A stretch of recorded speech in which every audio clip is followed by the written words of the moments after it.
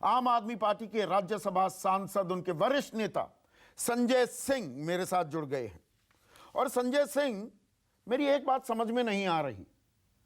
CBI की छापेमारी होती है, आप सीबीआई की जांच, इस छापे का स्वागत भी करते हैं, कहते हैं हम कोऑपरेट भी करेंगे, और फिर सिलसिलेवार तरीके से आप हो, राघव चड्ढा हो, सौरभ भारद्वाज हो, अरविंद केजरीवाल हो, वो बयान पर बयान दिए जा रहे हैं।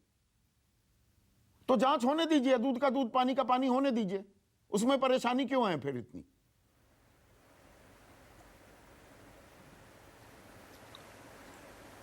नहीं संदीप जी, क्या इन्होंने कोई पहली बार जांच हमारी कराई है?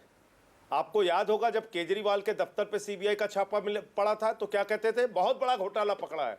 7 साल हो गए, क्या हुआ आज तक? कुछ नहीं निकला। मनीष सिसोदिया पे पहले भी सीबीआई का छापा मारा, क्या हुआ आज तक? कुछ नहीं निकला। सत्येंद्र जैन पर एक सर्विसेज के मामले में सीबीआई जांच हुई, 3 साल बाद कह दिया कुछ नहीं निकला। 40 विधायकों को पकड़ के जेल में डाला, बाद में कोर्ट से उनको फटकार लगी दिल्ली पुलिस को। तो ये कोई पहली सुंगलू कमेटी बनाई संदीप जी, इन्होंने 400 फाइलों की जांच की हमारी, बाद में कह दिया कुछ नहीं निकला। तो आप ये ड्रामे कर रहे हैं। आपको केजरीवाल के मॉडल से डर लगता है, शिक्षा स्वास्थ्य के मॉडल से डर लगता है, उनकी बढ़ती हुई लोकप्रियता से डर लगता है, गुजरात क्यों चले गए इससे डर लगता है, पंजाब कैसे जीत गए इससे डर लगता है, उनकी मुफ्त की जो शिक्षा स्वास्थ्य की बिजली पानी की नीति है ये लोकप्रिय कैसे हो रही है इससे डर लगता है। तो इसका मतलब तो इस कार्रवाई से मान लिया मोदी जी ने कि 2024 का चुनाव मोदी वर्सेस केजरीवाल होगा, 2024 का चुनाव आम आदमी party versus Bharatiya Janata party. आप 3 को आपस में अपनी सुविधा अनुसार मिला रहे हैं क्या? संजय सिंह, आपने 3 का जिक्र किया, शिक्षा और स्वास्थ्य, अच्छा काम किया है। न्यूयॉर्क टाइम्स ने चलिए फ्रंट पेज पर छापा, और इसके लिए सिर्फ आम आदमी पार्टी नहीं, किसी भी राजनीतिक दल, कोई भी मंत्री या कोई भी भारतीय उसको गौरवान्वित महसूस करना चाहिए। पर आप चीजों को मिक्स कर रहे हैं क्या? यहां ये छापेमारी स्वास्थ्य और शिक्षा में आपके योगदान काम को लेकर नहीं हुआ है, शराब में धांधली के चलते हुई है ये छापेमारी। आप इन दोनों को जोड़ रहे हैं बड़ा कन्वीनियंटली। संदीप, हाँ ठीक है, दोनों का जवाब दे रहा हूं सर, दोनों का जवाब दे रहा हूं। संदीप जी, हमारे शिक्षा और स्वास्थ्य के मॉडल की ही चर्चा आज पूरे देश और दुनिया में है। कभी कोफी अन्नान तारीफ करते हैं हमारे मोहल्ला क्लिनिक की, और कभी अमेरिका के राष्ट्रपति की पत्नी आती है हिंदुस्तान तो कहती है हमें केजरीवाल का स्कूल देखना है, मनीष सिसोदिया का स्कूल देखना है। तो इसी शिक्षा और स्वास्थ्य के मॉडल की चर्चा कई राज्यों के मुख्यमंत्री भी आते हैं तो करते हैं और देखते हैं दिल्ली में कि कैसा है। अभी बिहार के शिक्षा मंत्री ने कहा हम दिल्ली की शिक्षा मॉडल से सीखेंगे। तो परेशानी इस बात की है कि भाजपा के किसी राज्य की तो चर्चा होती नहीं, गुजरात के शिक्षा स्वास्थ्य मॉडल की चर्चा तो होती नहीं। तो जब केजरीवाल पहुंच जाते हैं कि हम ऐसा ही मॉडल गुजरात में भी लाएंगे तो कहते हैं नहीं, इन पे कार्रवाई करो। अगर शराब मुद्दा होता, जो बात आप कह रहे हैं, तो सबसे बड़ी कार्रवाई कहां होनी चाहिए संदीप जी? गुजरात में, जहां पर नकली शराब के कारण 100 से ज्यादा जिंदगियां चली गईं, जहां पर 10,000 करोड़ रुपए का नकली शराब का धंधा होता है, जहां पर जहरीली शराब भाजपा के नेता का नाम आया था जिनमें इन धंधे में पकड़े गए। हुई कोई कार्रवाई ईडी सीबीआई की? ये सालों से आप इस राजनीति को परफेक्ट कर चुके हैं कि आपसे सवाल पूछा जाए, आपके गिरेबान में झांकने की बात हो, आपके दामन पर दाग लगे, आप बताते हैं अरे दुनिया कितनी भ्रष्ट है, सारी दुनिया चोर डकैतों से भरी पड़ी है। सवाल आपसे पूछा जा रहा है, मैं थोड़ा पलटकर फिर पूछता हूं। मैं पत्रकार हूं, मैं अच्छी पत्रकारिता करता हूं, मुझे रामनाथ गोयनका अवार्ड से नवाजा जाता है, पर मैं कहीं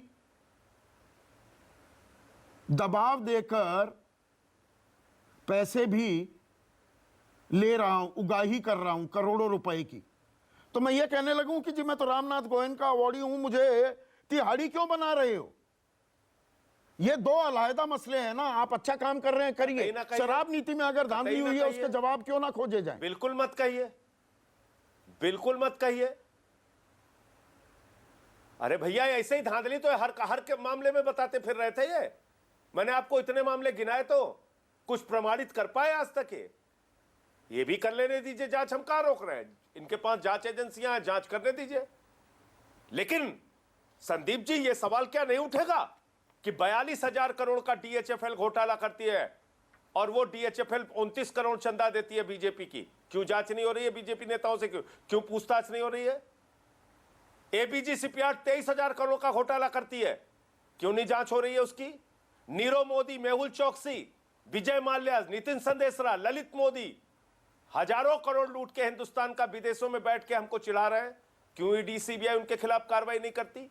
येदियुरप्पा क्यों नहीं जेल जाता? औरों ने लूट की, आपको लूट करने की छूट थोड़ा मिल जाती है? क्यों नहीं होती? क्यों नहीं हेमंत बिश्व शर्मा पे कार्रवाई होती वाटर घोटाले में? एकदम नहीं दीजिए। लेकिन आपको, आपसे जुड़े हुए लोगों पर कार्रवाई क्यों नहीं होगी? अनुराग ठाकुर ये सवाल पूछ रहे हैं, चंद पूंजीपतियों का संजय सिंह अनुराग ठाकुर ये पूछ रहे हैं कि दाल में अगर कुछ काला नहीं है, आप इतने पाक साफ कट्टर ईमानदार हैं, तो ये शराब नीति बदल क्यों दी? पुरानी नीति पर फिर क्यों चले गए अगर इसमें कोई गड़बड़ झाला नहीं है? देखिए, ये 1000 बार समझा चुके हैं, आपने छेड़ा, फिर से समझा दे रहे हैं। ये शराब नीति जब आई दिल्ली के अंदर, तो जितने शराब के ठेके पहले थे उससे कम संख्या, 4 की संख्या कम थी जो अप्रूव्ड पॉलिसी थी। उसके बाद उसमें लास्ट मोमेंट में एक अमेंडमेंट कर दिया एलजी साहब ने, बैजल साहब ने, उस समय के एलजी साहब ने, जिसकी वजह से 400 ठेके कम खुले। 400 ठेके कम खुलने की वजह से, यानी कि जो अप्रूव्ड ठेके थे वो भी नहीं खुले, रेवेन्यू लॉस हुआ और हमने पॉलिसी, पुरानी पॉलिसी अडॉप्ट कर ली। अब आप कहेंगे चित भी मेरी पट भी मेरी। पहले कह रहे थे ठेके ज्यादा खुले, बाद में खुलने नहीं दिया, रेवेन्यू लॉस हुआ, तो कह रहे फिर पुरानी पॉलिसी क्यों ले आए? आप इसकी जांच होने दीजिए, दूध का दूध पानी का पानी हो जाएगा संदीप जी, मैं कह रहा हूं आपसे। और अनुराग ठाकुर बात कर रहे हैं, जो लोग मंच से गोली मारो का नारा देते हैं, देश के मंत्री बने फिर रहे हैं। अनुराग ठाकुर भ्रष्टाचार पे वो लोग उपदेश दे रहे हैं जिनकी पार्टी का राष्ट्रीय अध्यक्ष कैमरे पर रक्षा सौदे में रिश्वत लेते हुए पकड़ा गया, जिनके एक केंद्रीय मंत्री नेता कहते हैं पैसा खुदा तो नहीं लेकिन खुदा से कम नहीं। ये भ्रष्टाचार, फिर दूसरों के कारनामे गिनाने लगे। अनुराग ठाकुर तो ये भी कह रहे हैं कि अनुराग ठाकुर तो ये भी कह रहे हैं कि अभी तो सत्येंद्र जैन गए हैं जेल में, वहां उनकी याददाश्त भी चली गई। ऐसी खबरें भी आई कि अभी मनीष सिसोदिया की भी याददाश्त जाएगी। बीजेपी तो कह रही है ये तो अभी 2 गए हैं, अभी एक और का नंबर है। ये आज दिन भर ऐसे बयान आए हैं। तो